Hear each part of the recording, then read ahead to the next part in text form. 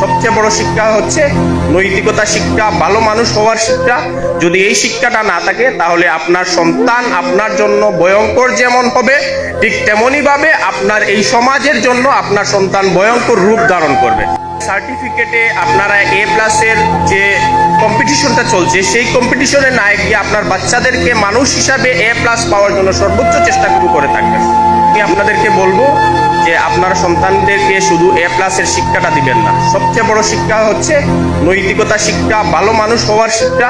যদি এই শিক্ষাটা না থাকে তাহলে আপনার সন্তান আপনার জন্য ভয়ঙ্কর যেমন হবে, ঠিক তেমনি ভাবে আপনার এই সমাজের জন্য আপনার সন্তান ভয়ঙ্কর রূপ ধারণ করবে।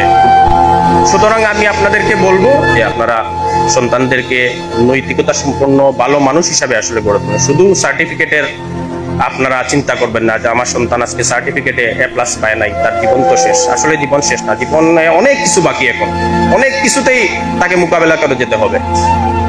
তাই আপনাদেরকে প্রতি আমার অনুরোধ, আপনারা আপনাদের সন্তানদেরকে এই যে প্রাতিষ্ঠানিক যে শিক্ষা আছে সেই শিক্ষার পাশাপাশি আপনারা আপনাদের সন্তানকে নৈতিকতা সম্পূর্ণ ভালো মানুষ হিসেবে গড়ে তোলার জন্য ধর্মীয় শিক্ষাটা খুব বেশি জরুরি। এখনকার যুগে বর্তমানে যে সমস্যাটা আমি যদিও এই কথাটি আমার হয়তো বলা উচিত হবে না, তো আমি দেখেছি ব্যক্তিগতভাবে যে অনেক মা বাবা আছেন যারা ওনাদের সন্তানদেরকে প্রাইভেট পড়ানোর জন্য, ভালো ভালো স্কুলে পড়ানোর জন্য, ইংলিশ মিডিয়াম স্কুলে পড়ানোর জন্য অনেকগুলো টাকা ব্যয় করতেছেন, কিন্তু মাস শেষে মসজিদের ইমাম সাহেবকে 500 টাকা দেওয়ার মতো ক্ষমতা ওনাদের হয় না। এই চিন্তাটুকুও করেন না আমার সন্তানের কোরআন শরীফ পড়া প্রয়োজন।